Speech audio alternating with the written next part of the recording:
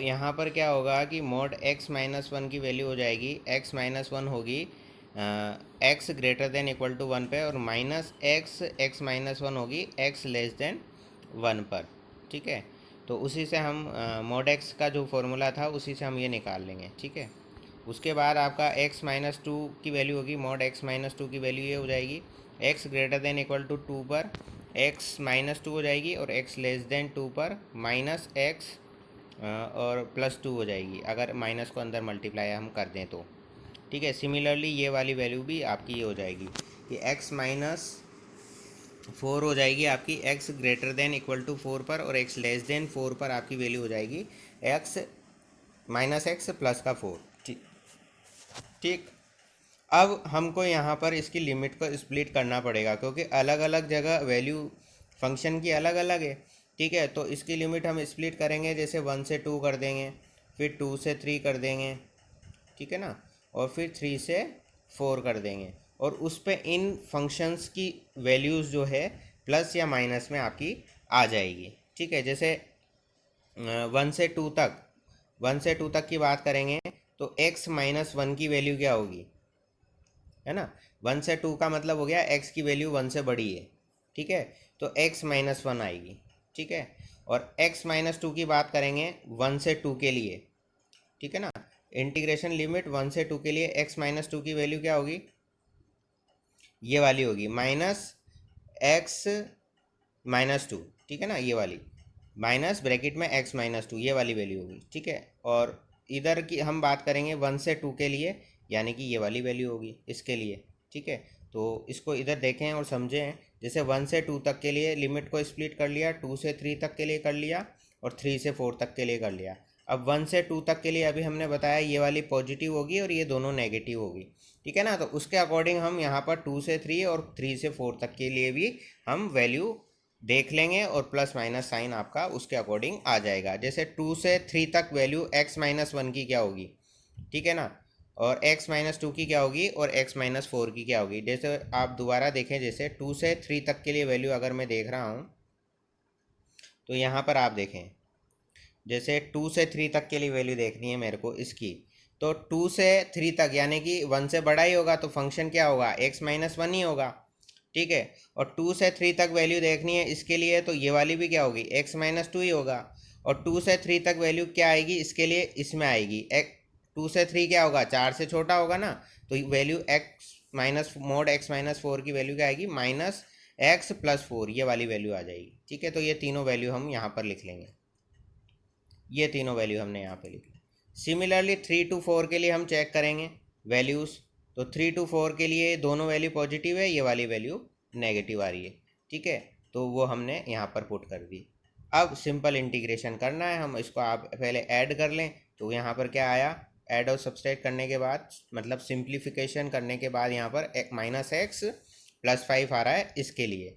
ठीक है, सिमिलरली हम यहाँ पर जो है इसके लिए निकाल लिया हमने, ये क्या आ गया आपका x प्लस वन आ गया, और इसके लिए सॉल्व कर लिया, ये क्या आ गया, ये भी x प्लस वन आ गया। ठीक है, अब सिंपल इंटीग्रेशन करना है आपको यहाँ पर। ठीक है, x to the power n का इंटीग्रेशन क्या होता है आपको पता ही है, x to the power n का इंटीग्रेशन क्या होता है। ठीक है, x to the power n plus one upon n plus one, ये इंटीग्रेशन होता है इसका।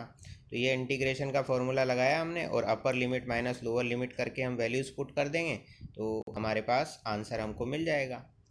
ठीक है, तो यहाँ पर आपको यही ध्यान रखना है कि फंक्शन में जो मॉडुलस की वैल्यू है वो क्या क्या होगी, और उस पर लिमिट को स्प्लिट करने के बाद यहाँ पर ये वैल्यूज़ कौन सी प्लस की होगी कौन सी माइनस की होगी, वो ध्यान से हमको देखना है, और उसके बाद हमको वो वैल्यू पुट करनी है, और देन आपको सिंपल इंटीग्रेशन उसका कर देना है x to the power n वाले फॉर्मूले से। सो हमारे पास फाइनल आंसर आ गया 23/2, that is your final answer. Next आपके आता है question number 7, evaluate integration 0 to pi x sine x upon one plus cos square x d x. देखो आप, ये कितना इंपॉर्टेंट क्वेश्चन है, कितनी बार पूछा गया है, 2017, 2013, 2012, 11, 9, 8 में ये पूछा गया है कंटिन्यूस, राइट। तो यहाँ पर जो हम प्रॉपर्टी यूज़ में ले रहे वो आपकी प्रॉपर्टी यूज़ में आएगी 0 to पाई, यानी कि यहाँ पर आपको दे रखा है integration of 0 to a fx dx, इस तरीके से आपको दे रखा है। ठीक है, तो आपको क्या प्रॉपर्टी यूज़ में लेनी है, यहाँ पर आपको लिखना है 0 to a f a minus x d x, ये हमको यूज़ में लेनी है प्रॉपर्टी। ठीक है, तो यहाँ पर हमारे पास ये दे रखा है, इसको हमने i कंसीडर कर लिया सबसे पहले, let i is equal to this. Then हम ये प्रॉपर्टी जो हमने लिखी वो हमने लगा दी 0 to a f x d x वाली, जो कि आपकी होती है 0 to a f a minus x d x. ठीक है, ये प्रॉपर्टी हम यूज़ कर रहे हैं। तो ये प्रॉपर्टी लगाने के बाद जो ये क्या हो गया, पाई माइनस एक्स हो गया। यहाँ तो एक्स को पाई माइनस एक्स से रिप्लेस कर दिया, सब जगह जहाँ जहाँ भी एक्स था उसको पाई माइनस एक्स से हमने रिप्लेस कर लिया। अब साइन पाई माइनस एक्स क्या होता है, साइन एक्स होता है, ये हम जानते हैं कि साइन पाई माइनस एक्स क्या होता है, साइन एक्स होता है। और कोस पाई माइनस एक्स क्या होता है, वो माइनस कोस एक्स होता है, लेकिन स्क्वायर है तो ये क्या हो जाएगा आपका, क्या आ जाएगा यहाँ पर, कॉस स्क्वायर एक्स ही आ जाएगा। ठीक है, क्योंकि यहाँ पर क्या है, स्क्वायर दे रखा है। ठीक है, तो इक्वेशन नंबर 2 ये हो गई, ये आपकी इक्वेशन नंबर 1 थी। ठीक है, अब क्या करना है, इक्वेशन नंबर 1 और 2 को हम ऐड कर देंगे, दोनों को जोड़ा तो 2i इज इक्वल टू ये आ गया integration of 0 to pi, pi minus sine pi sine x upon 1 plus cos square x d x. Right, अब यहाँ कोस एक्स को हमने t कंसिडर कर लिया, डिफ्रेंशिएशन किया तो minus sine x d x is equal to d t मिला। ठीक है, तो यहाँ से क्या मिला, sine x d x is equal to minus d t आपको मिल गया। अब हमने t पर सब्सटीट्यूशन दे दिया तो लिमिट भी हम क्या लगाएंगे, t की ही लगाएंगे। तो x की वैल्यू अगर 0 दे रखी है आपको तो t की वैल्यू क्या हो जाएगी, 1 हो जाएगी। x इज इक्वल टू 0 यहाँ रखेंगे, cos 0 1 होता है तो t की वैल्यू 1 हो जाएगी। ठीक है, उसी तरीके से x की वैल्यू अगर हम पाई रखते हैं तो t की वैल्यू -1 हो जाएगी। ठीक है ना, क्योंकि cos पाई क्या होता है, -1 होता है। तो लिमिट क्या हो गई, t की -1 to 1। राइट, अब ये हम सारी वैल्यूज़ यहाँ पर रख दी, जैसे साइन एक्स डी एक्स की जगह तो माइनस डी टी रख दिया, पाई का पाई आई गया, कांस्टेंट था इसलिए बाहर कर दिया, कोस एक्स की जगह टी रख दिया। तो यहाँ पर आ गया पाई इंटीग्रेशन फ्रॉम माइनस इंटीग्रेशन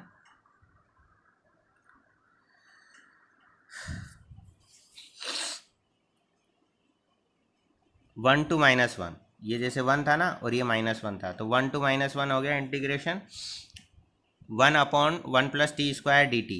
ठीक है, अब क्या करते हैं, जब हम इस लिमिट को इंटरचेंज कर देते हैं तो माइनस साइन आगे आ जाता है। तो एक माइनस तो ऑलरेडी था यहाँ पर, एक माइनस और आ जाएगा जब हम लिमिट को इंटरचेंज कर देते हैं। तो जैसे यहाँ पे -1 to 1 कर दी ना हमने, तो एक साइन और आगे आ जाता है। ये प्रॉपर्टी है कि a से b F x d x अगर दे रखा है आपको तो ये किसके इक्वल होगा, माइनस बी से a integration f x d x के इक्वल होगा।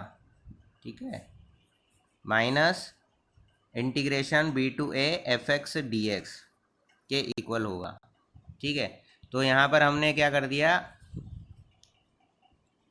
माइनस साइन आगे आ जाएगा तो ये माइनस माइनस प्लस हो जाएगा। ठीक है, अब सिंपल इंटीग्रेशन करना है, तो integration of 1 upon 1 plus x square d x that is equal to tan inverse x. Right, so ये हम यूज़ में ले लेंगे यहाँ फॉर्मूला, तो ये आ गया टेन इनवर्स टी। ठीक है, अब लिमिट लगानी है, अपर लिमिट माइनस लोअर लिमिट करा तो tan inverse 1 minus tan inverse -1 आ गया। पाई है ही सही, टेन इनवर्स 1 की वैल्यू पाई/4 होती है, टेन इनवर्स -1 की वैल्यू -पाई/4 होती है, और ये माइनस प्लस हो गया, तो ये वैल्यू हो गई आपके पास पाई/2 हो जाएगी। ठीक है, और एक पाई बाहर है ही सही, पाई इंटू पाई/2 का हो गया पाई²/2 हो गया। ठीक है, और ये 2i का 2 जो ये 2 है तो i की वैल्यू क्या आ जाएगी, पाई²/4 हो गया। भाई इस 2 से भी तो डिवाइड करेंगे ना, क्योंकि ये कंटिन्यूस चल रहा है ना, 2i के इक्वल चल रहा है, तो i की वैल्यू निकालनी है तो ये क्या हो जाएगी, 2 से और डिवाइड कर देंगे उसके, ठीक है, तो pi square by 4 final value आ जाएगी इसकी।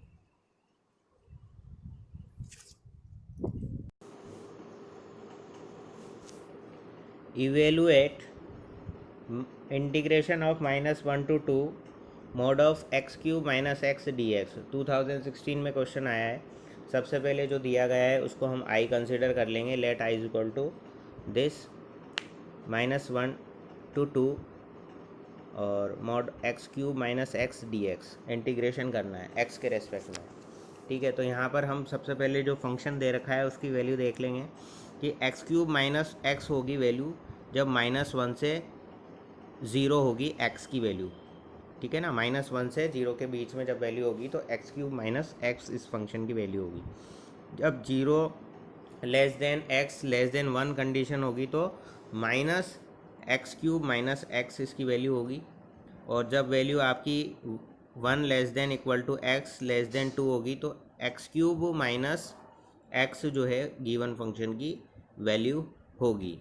तो इसके अकॉर्डिंग ही हम क्या कर लेंगे, यहाँ पर वैल्यूज़ रख लेंगे। जैसे -1 से 0 तक वैल्यू ये पुट कर दी, फिर 0 से 1 तक वैल्यू ये पुट कर दी और 1 से 2 तक वैल्यू ये पुट कर दी। ठीक है, अब उसके बाद हमको सिंपल इंटीग्रेशन करना है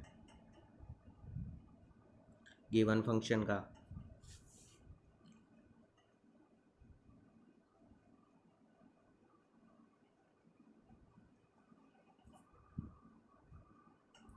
ठीक है, तो यहाँ पर हमारे पास सिंपल इंटीग्रेशन कर दिया, then upper limit minus lower limit कर दी, देन जो ये वैल्यू आ गई और इसको सिंपलीफाई किया हमने तो हमारे पास जो फाइनल आंसर है वो 11/4 हमको मिल जाएगा।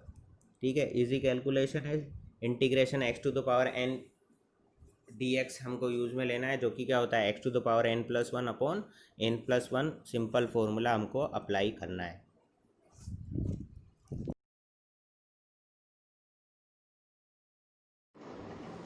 इवेलुएट इंटीग्रेशन ऑफ -2 से 2 x² अपॉन 1 + 5⁵x dx 2016 में आया था ये बोर्ड एग्जामिनेशन में।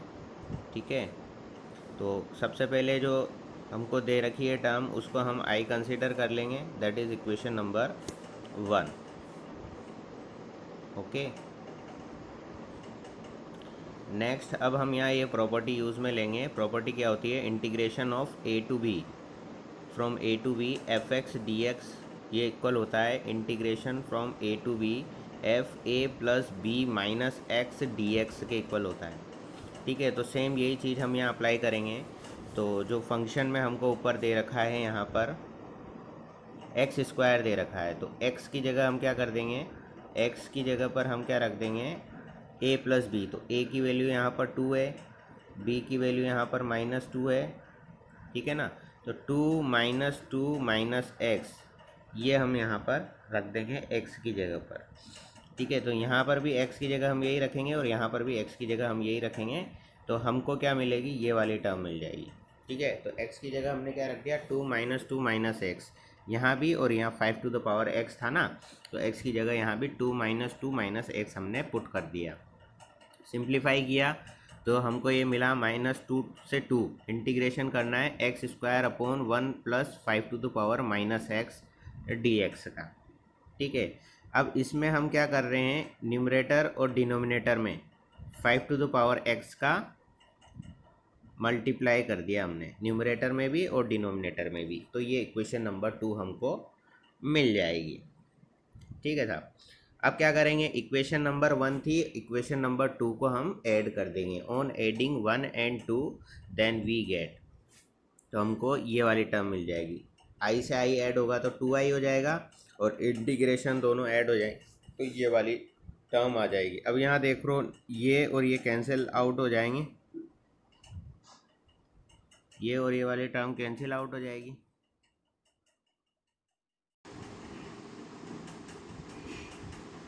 अब इसके बाद नेक्स्ट स्टेप क्या आ गई, ये आ गई इंटीग्रेशन ऑफ -2 से 2 x² dx। अब x² का इंटीग्रेशन होता है x³/3। ठीक है, और लिमिट आपकी दे रखी है -2 से 2 तक लिमिट आपको दे रखी है। ठीक है ना, तो आप या तो डायरेक्ट ऐसे कर लो या फिर है ना इसमें अपन एक प्रॉपर्टी और लगा सकते हैं। प्रॉपर्टी क्या लगाएंगे हम, जैसे ईवन फंक्शन होता है, क्योंकि एक्स स्क्वायर क्या है, ईवन फंक्शन है, तो ये लिमिट ट्वाइस कर देंगे हम। लिमिट क्या कर देंगे, twice of 0 to 2 x square d x. इस तरीके से भी हम कर सकते हैं, ठीक है। तो हमने ये वाली प्रॉपर्टी यूज़ कर ली है ना। तो यहाँ पर हो गया twice of integration 0 to 2 x square d x, x cube by 3 हो गया, और लिमिट लगा दी 0 से लेकर 2 तक, ठीक है। तो अपर लिमिट माइनस लोअर लिमिट करेंगे, तो अपर लिमिट जब हम 2 यहाँ पुट करेंगे तो 2 to the power 3 आएगा, माइनस 0 to the power 3, जो कि क्या होगा, 0 ही होगा। तो 2 to the power 3/3 आपका आंसर आ गया, यानी कि 8/3 जो है आपका फाइनल आंसर आ गया।